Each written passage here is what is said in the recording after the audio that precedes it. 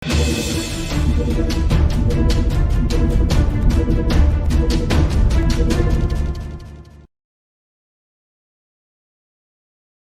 to Magnificat TV news program dedicated to providing news from the church. Today is Wednesday, October 18th, 2023, and these are our headlines. Since the beginning of the war in the Holy Land, with the bombing of Hamas, the Pope has called for a halt to hostilities and the pursuit of dialogue. 180,000 pilgrims came to Fatima on the 13th to pray for peace in the world and especially in the Holy Land. Cardinal Zen has rejected the Pope's response to the dubia presented by the 5 cardinals on the blessing of homosexual couples. Monsignor Manila recalled that no one, not even a pope or a council, will be able to allow the blessing of unions of homosexual couples. Cardinal Mueller has accused Cardinal Fernandez of inducing schism in his response to Cardinal Juca regarding communion for the divorced. Dialogue, the Pope has asked after the cruel bombing and assault on the kibbutzim by Hamas against Israel. During Wednesday's general audience, Pope Francis expressed his concern about what is happening in the Holy Land. The Pontiff called for the release of the hostages kidnapped by Hamas, and at the same time, he fears for the Palestinian population in Gaza. I follow with tears and apprehension what is happening in Israel and Palestine. Many people dead, others wounded. I pray for the family who have seen a day of celebration transformed into the day of mourning, and I ask for the immediate release of the hostages. The Pontiff asked addressing the terrorists. The Holy Father upheld hypothesis that is the same that serves to understand the concept of righteous war ended. Those who are attacked have the right to defend themselves, but I am very concerned about the total siege under which the Palestinians live in Gaza, where there have also been many innocent victims. Terrorism and extremism do not help to reach a solution to the conflicts between the Israelites and the Palestinians, but feed hatred, violence, revenge, and only make one and the other suffer. The Middle East does not need war, but peace. A peace built on dialogue and the value of fraternity, the Pope concluded. 13th, commemorating Our Lady's last apparition at Fatima, 180,000 pilgrims flocked to the shrine to pray for peace. The shrine of the Fatima, a crowd of more than 180,000 pilgrims, gathered in a common purpose to pray for peace in the Holy Land and Ukraine, as well in all regions affected by conflicts. The shrine website shared that during the night of October 12th, on the eve of commemorating the miracle of the Sun that occurred on the 13th, 1917, the ceremony was preceded by the Cardinal Americo Aguila, Bishop-elect of Sedibor, and the President of the Organizing Committee for the World Youth Day, WYD 2013, which took place in August in Lisbon. In his speech to the faithful from 35 different nationalities, the Cardinal urged everyone to raise up their prayers to the Mother of Heaven for the precious gift of peace. This call to prayer had a special focus on Ukraine, the land of Jesus, and all those places that still suffer from the lack of peace. The Cardinal recalled that when Fatima is mentioned, reference is made to peace, a gift that is unfortunately absent in many regions, including Ukraine and the land of Jesus. For this reason, the Cardinal made a fervent appeal to the Blessed Mother to intercede for the peace in these places and throughout the world. October 13, 1917, in the midst of the crowd of the pilgrims gathered in Fatima, Portugal, an extraordinary phenomenon occurred, known as the miracle of the sun. For approximately 3 minutes, those in attendance witnessed an astonishing movement of the sun, which seemed to perform a dance in the sky. This amazing phenomenon occurred shortly after the last apparition of the Virgin Mary to the three little shepherds, Jacinta, Francisco, and Lucia. Estimates vary as to the number of the witnesses present at the time of the miracle, ranging from 40,000 to 100,000. Pastorally untenable, the Pope's response to questions posed by 5 cardinals on issues of sexual morality. Cardinal Zen has written an article in his blog in which he criticized a good part of the Pope Francis' answers to the 5 dubo that he and 4 other cardinals sent him before the Synod on Solidarity. The Chinese cardinal has said that the Pope's guidance on the blessing of same-sex union is pastorally untenable. October 12th, the statement posted on his website, the Bishop Emeritus of Hong Kong, who sent the dubium sent to the Pope on July 11, said that the Pope's answers, which were sent a day later and meant publicly by the Vatican on October 2nd, were not precise answers and did not resolve the doubts. The Cardinal began by refuting the thesis of the Cardinal of Edinazzi, perfect the discovery for the doctrine of the faith on the condition of the scasticism for those who raise doubt to a Pope. No mature Catholic will believe that whoever contradicts the Holy Father is heretic and systematic, as His Eminence Victor Manuel Ferdinand stated in the fact. Our Holy Father is wonderfully humble in acknowledging mistake, his own and the mistake of those who preceded him in the Church. For example, he traveled to Canada and spent 6 days saying mea culpa for length cruelties committed many years ago against the Aborigines. In the present case, I have well-founded doubt that this answer do not come from the pen of the Supreme Pontiff, since this time I can quote in my favor that the most eminent Ferdinand said about a document signed with the authority of the Pope, I cannot smell the Pope in it.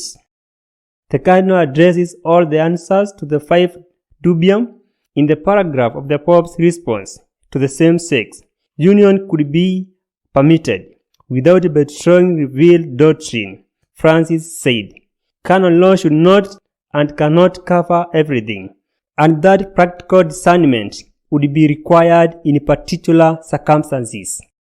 Such a response, according to Cardinal Zen, was pastorally untenable, adding, how can the Church in such an immoral matter leave people without a clear rule and rely on individual discernment? Is it not this how a very dangerous case of the case law will arise for souls? Equally difficult, Cardinal Zen said, was the paragraph that allowed the certain forms of blessings for the homosexual unions, to which he asked, does not such union inform sexual activity between the person of the same sex, which is clearly sinful, just as any sexual activity outside the legitimate marriage is sinful? Not even a pope or a council would have the authority to allow the blessings of homosexual unions, Monsignor Manila has affirmed.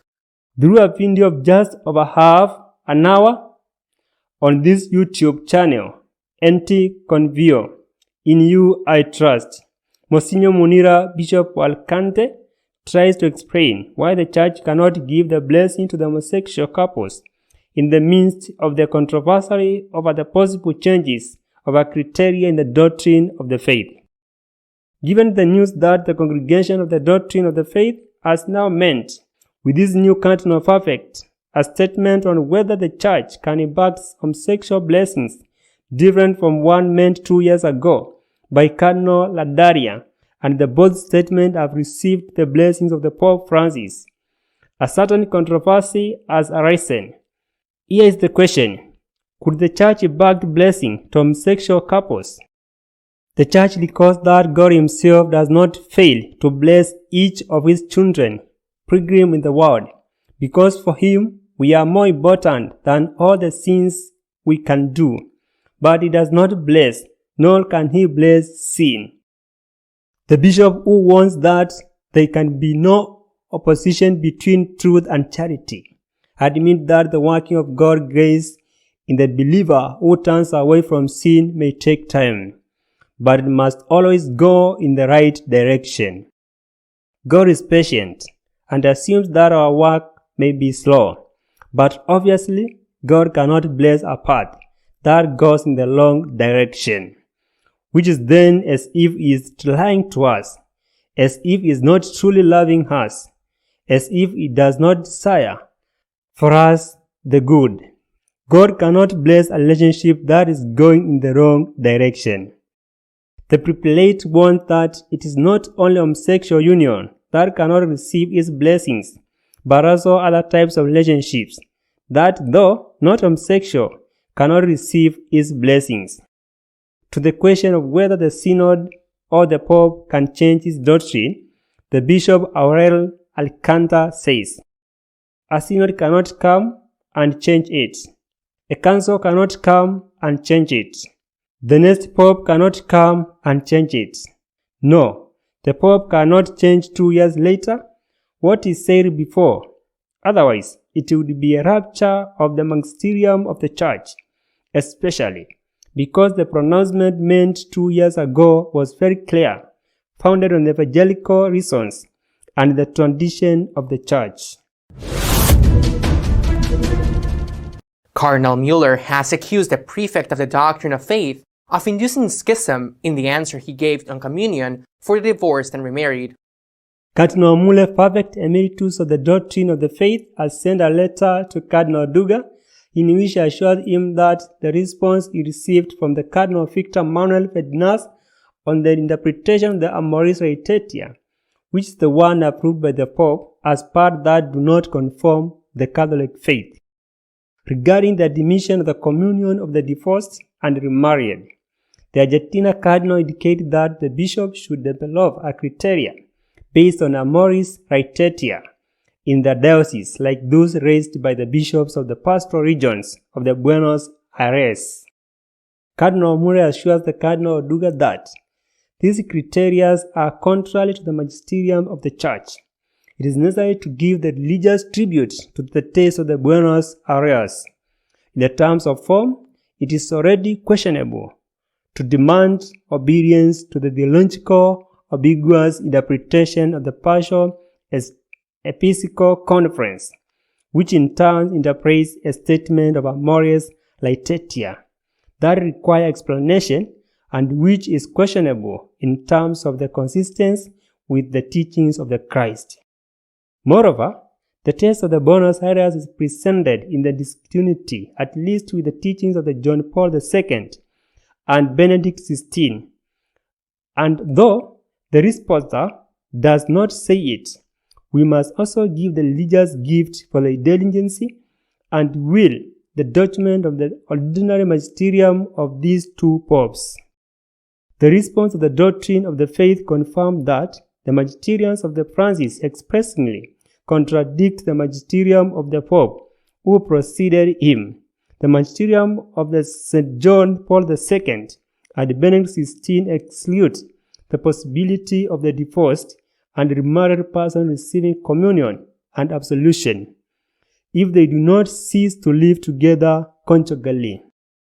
But the difficulty of the teachings of the Resposta and the Buenos Aires test is not only in its discontinuity with the teaching of the St. John Paul II and Benedict XVI. The formulation is opposed to the other teachings of the Church, which are not only affirmation of the ordinary magisterium, but have been taught in the divinative way as belong to the deposit of the faith. The Council of Trent teaches that sacramental confession of all grave sins necessary for salvation, that living in the second union where the conjugal bond exists is a grave sin of adultery, that a condition of giving absolution is the penitent contradiction, which includes sorrow for the sin and a resolution to the sin no more, that for any baptized person it is impossible to observe the divine precepts. All these affirmations must be believed with firm faith, At stake is the acceptance of constitutive elements of the Catholic doctrine. Moreover, he has said that the Vener's thesis on the different criteria in the diocese regarding the admission of the Eucharist is directly systematic. The second novelty included the riposta is that each diocese is encouraged to produce its own guidelines for the discernment process. In the face of this, the spontaneous conclusion arises: if the guidelines are different, it will be the case that some default person will be able to receive the Eucharist in one diocese and not in another.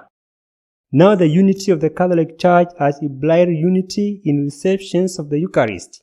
By eating the same bread, we are the same body. If the faithful Catholic can receive a communion in one diocese, he can receive the communion in all dioceses. This is the unity of the Church, which is based on the Eucharist and is expressed in it. Therefore, for the person to be able to receive the communion in one local church and not be able to receive the communion in another is an exact divination of schism. Our editorial this week is dedicated to the kind of theology behind the attempt to render the Church's moral norms without an objective value. While the world is on the brink of a terrible war of incalculable consequences due to the appalling bombardment and attacks on kibbutz by the terrorist groups Hamas, which have not only caused many deaths, more than 1,000 among the civilian population, but have had a sense of unimaginable cruelty, especially those suffered by the children in this kibbutzim. While the world is facing this new world, I repeat, with incalculable consequences, the Synod on Synodality continues. The so-called minor circles, small dialogue groups, continue to meet. Groups of 11, 12, 13 people at a round table. They continue to meet in the Great Paul VI Hall, the Great Nerve Hall, without a round table, now stripped of these chairs for audiences, and they are carrying out an exercise of listening, of dialogue, which people like Cardinal Muller or the president of the Focolare, Margaret Karam, have declared as very positive. They have precised what is being done in these small groups from the perspective of dialogue. The president of the Focolare, I repeat, Margaret Karam, said in a statement, "Synodality," said this extraordinary woman who is living these days with the special suffering because she is Palestinian and Catholic, said, "Synodality must become a way of life of the Church, listening to the other with respect beyond different opinions." If the objective of synodality was this, there will be no need to put up any resistance, no need to be afraid, to listen, to dialogue, to hear different opinions, and to have them hear yours as well. I think that this is not bad a thing. The problem is when behind this there are other intentions and other things are sold. When, for example, what they are trying to do is to empty the moral law of the Church of its content or make it inapplicable, that is the real problem. And that, for the time being, because later it will be different. For the time being, they are trying to do it not by denying the existence of the law, but by saying that the moral law, that it is maintained. In that specific case, that moral law cannot be applied and therefore it is not a sin. It is trying to carry out what was already a fashionable theological theory in the last century, the theory of situational ethics. A situational ethics that had many fathers, Sartre, Heidegger, Boltzmann, Tillich, but that above all was systematized by the Anglican theologian Fletcher, who was born in 1905 and died in the year 1991. Therefore, his life covers practically the entire 20th century. Fletcher, I repeat, systemized. He is not the creator, but he systemizes the situational ethics, this morality of situation. For him, all laws, rules, principles, ideas, and norms are only contingent, only valid if they serve love in a particular situation, and therefore they can be broken or ignored if another course of action achieves a more loving result. How beautiful love is! And if they love each other, why not? How can anything be considered evil if those who do it out of love? Doesn't what I'm saying sound like what many theologians, bishops, priests say today? Fletcher's 4 principles of actions are pragmatism. One must be pragmatic, not T. Relativism, nothing is absolute, everything is relative. Positivism, and he quotes the first letter of John, let us love one another because love is of God. If there is love, there is no moral law that can be imposed or should be applied. And the personalism, which means that persons are above laws.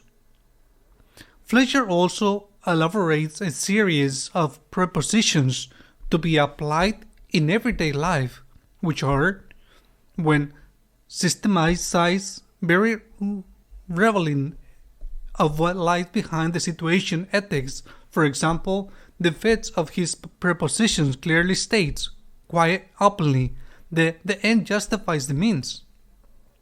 A basic principle of Christian morality is over. The end justifies the means. Of course, the end will be love, or it will be the defense of your family or the defense of your country. The end justifies the means. How beautiful is love!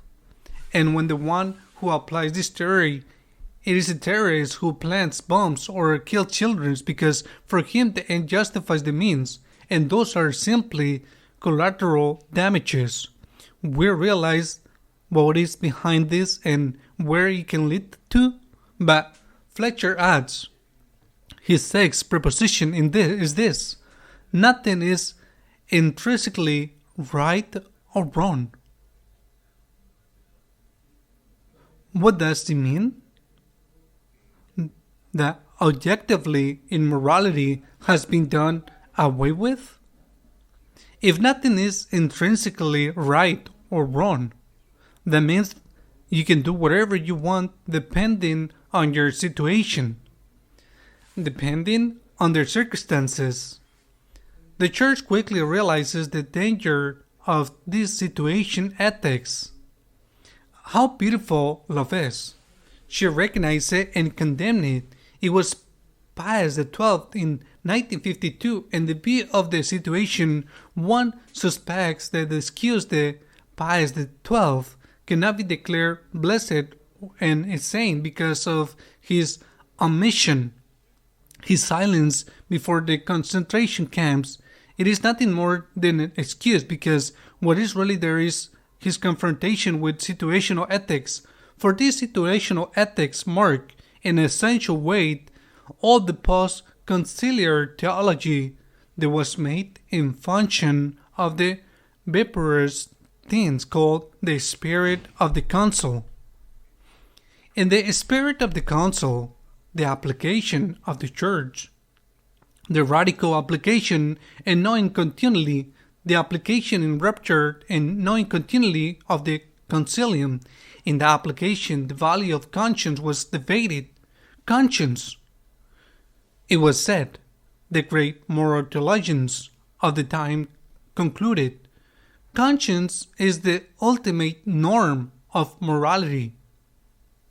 And the objective norms based on the moral law, the nature of moral law and the revealed moral law, those objective norms are only a referent, an ideal, a goal. But then conscience has to apply in according to the circumstances, and it is conscience that determines if that behavior, even if it is against the objective moral law, if that behavior is a sin or not a sin. Conscience as the ultimate norm, also called the proximate norm because it is closest to the individual. Some objected and said, okay, yes, conscience, but the right form conscience. And unintentionally introduced another element of subjectively, of relativism, because what was rightly formed mean? He who thinks that he can kill an innocent person or a cause of considered superior thinks that his conscience is very rightly formed. He who thinks that he can have relations without outside marriage and that it is not a sin and that is not wrong because love is beautiful also thinks that his conscience is rightly formed. Ratzinger, Benedict XVI, shed some light and disposed conciliar chaos by saying that conscience was indeed the proximate norm. It is the ultimate norm, the norm that the person had to apply, but that was not the supreme norm. The supreme norm is the objective moral law. The moral law that tells us that there are acts that are intrinsically perversive, intrinsically sinful, intrinsically evil. That is the supreme norm. The conscience is going to apply the supreme norm to your particular case. For example, discerning if the criteria are met for an evil act, which will never cease to be evil, to be sinful in that circumstances. First of those criteria, do you have freedom? It is a classic criterion of all life, that there is something objectively evil. Of the conscience must always listen to the supreme norm, that is the objective moral norm. Second criterion, that the person knows it and that it is aware that it is bad. And the third criteria is that the person has freedom. You are forced to sign a document, and in heritage or in a transfer, a commercial contract with a gun to your head, you or one of your loved ones, and it can be proved. And that document is then annulled. It has been signed without freedom. That is the value of conscience, and that is when you have to apply it. But from there to say that the conscience has total freedom to decide what is good and what is bad, and that therefore it can do what it wants if it seems to it that it is not bad, if it seems to it that it is in the circumstances that is not sin, there is enormous distance, there is a great difference. This is pure relativism, but history has already shown us that relativism quickly, irremediably, because the dictatorship of relativism, how beautiful love is. How beautiful love is. The end justifies the means. Since we love each other very much, we can do whatever we want. Whatever it is, according to my feelings, my acts, whatever they are justified. I have a good attitude to reach the maximum end, the supreme end. But meanwhile, since I have that attitude, I can do whatever acts with a clear conscience. How beautiful love is. And what will happen to those who say, this is not right. This is not right. Your conscience cannot tell you that this is right because objectively it is not right and does not meet the three requirements, so that what is wrong a sin for you now. For example, I repeat, that lack of freedom. What will happen to those who are cold or who are cold, rigid? Relativism, dictatorship of relativism. What will happen to the rigid? And what will happen to the priests who, at a certain moment in a concrete circumstances, deny communion to a person they know because they say, it may seem to you that this is not a sin, that you are living marital outside marriage, and to you it may seem to you that this is not a sin, but to me it seems that it is a sin, and that the conditions for it not to be a sin are not fulfilled. I cannot in conscience give you communion. What will happen to these priests? Relativism, dictatorship of relativism. And it seems incredible that they did not realize that they are trying to empty the sexual moral law of the church. It is the vital horse, not only the issue of homosexuality, although that is the one they consider priority, to empty the sexual moral law based on situational ethics. For the moment, I did not argue that this is wrong, but if I say that in these circumstances and one decides to himself this is wrong for that person, okay. And does not that open the door to other things? If the person who lives together maritally outside of marriage, homosexual or heterosexual, if the one who does not considers that it is not a sin for him, can one do the same based on the same arguments? Cannot the drug trafficker, the pedophile, the rapist do the same? Cannot he do the same and say, I have to support my family. What do you want me to tell you? And can the priest who cannot refuse to give communion to someone who lives maritality, sexuality out of wedlock, who cannot refuse under tread, can the priest refuse to give communion to the mafioso? Can he refuse to give communion to the terrorist? If that person considers that, for him, love for his people legitimizes bombing, if he considers that for him, love for his family allows him to extort, even to kill, can the priest refuse to give communion? Do you realize what is going to happen? Are you aware that the theological, doctrinal, and moral structure is a masterpiece revealed by God? But that if one part of this structure is removed,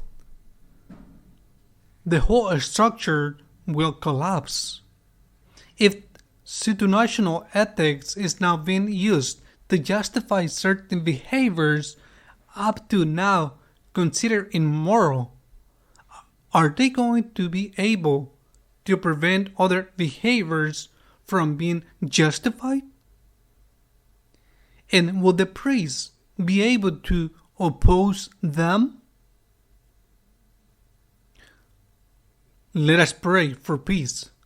Let us pray that there will be no more war in the Holy Land, that the war in Ukraine will end. But let us not forget that in the church we are subjected to a civil war, which has, like wars with bombs, also victims and also incalculable consequences. Until next week, God willing. We will continue to keep you informed of what is happening in the church. In the meantime, you can check our website at www.magnificat.tv.